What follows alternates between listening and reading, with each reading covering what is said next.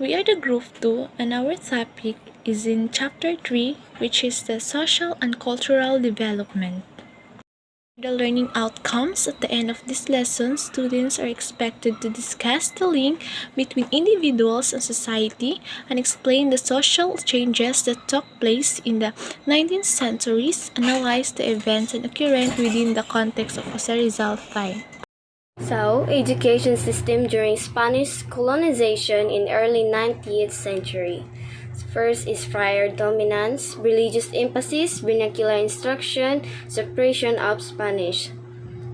Next is school locations, convent ground floors, barns, municipal halls, and fear of empowering Filipinos through Spanish education.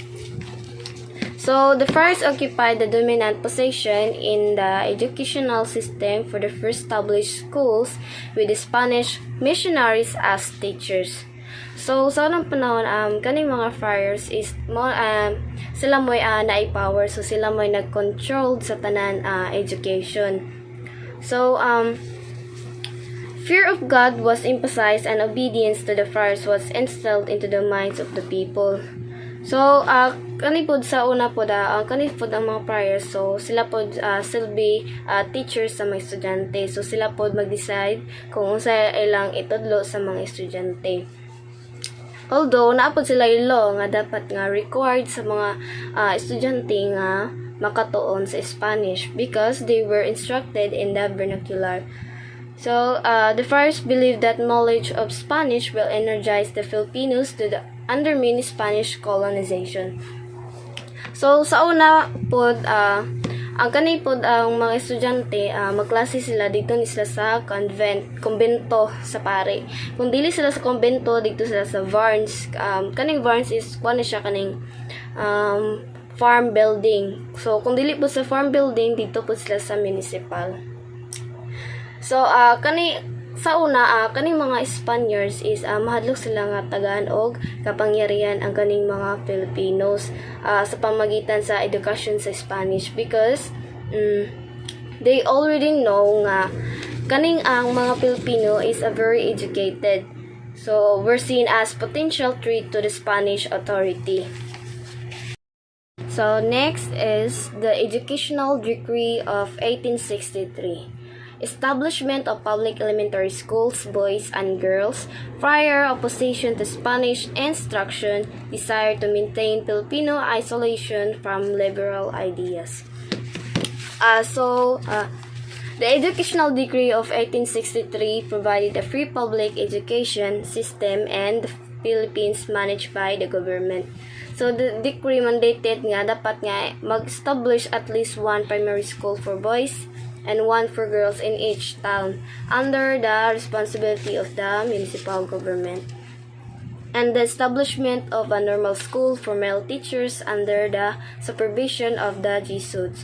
So, primary education, nag-declared also nga free siya o available siya sa tanan Pilipino.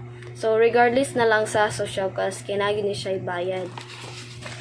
So, majority sa friars nga ni-assign nga ma-implement ning Educational Decree of 1863 were the strongest opponents against the teaching of Spanish in the colony. So, they believed that knowledge of the language would develop social and political awareness among the natives, and they might be inspired by liberal ideas about freedom and independence.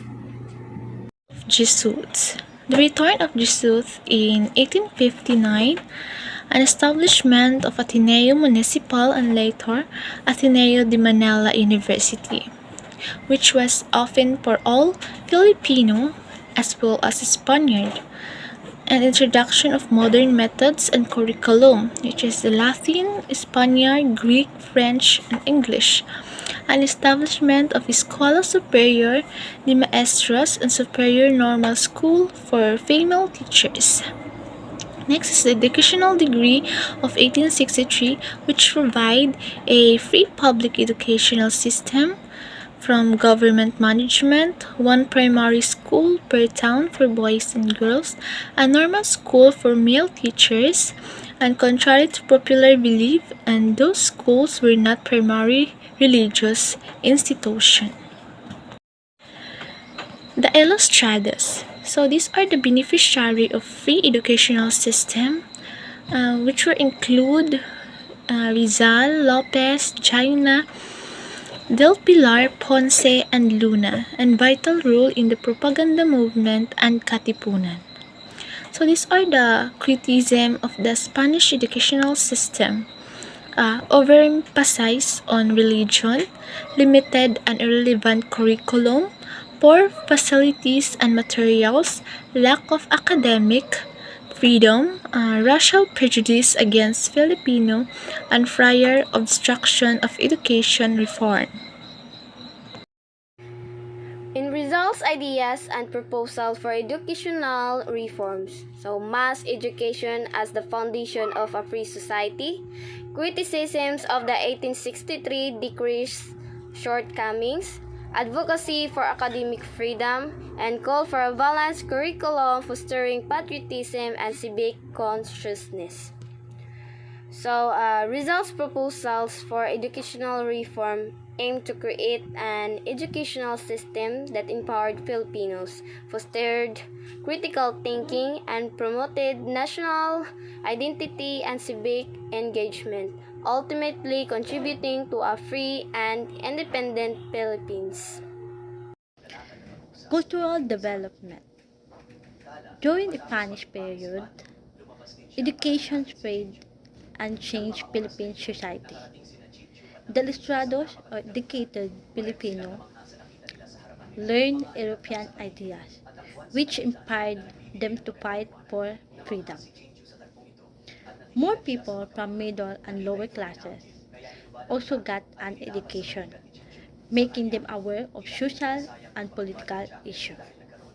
At the same time, Chinese mestizo, people mixed Chinese and Filipino blood, become powerful because of business and influence. They had a mixed Chinese and Filipino culture, but some Filipinos reject their Chinese and Indio native heritage. Instead, they started seeing themselves as a Filipino identity. Notion 19th century, the Philippines experienced significant social and cultural shifts.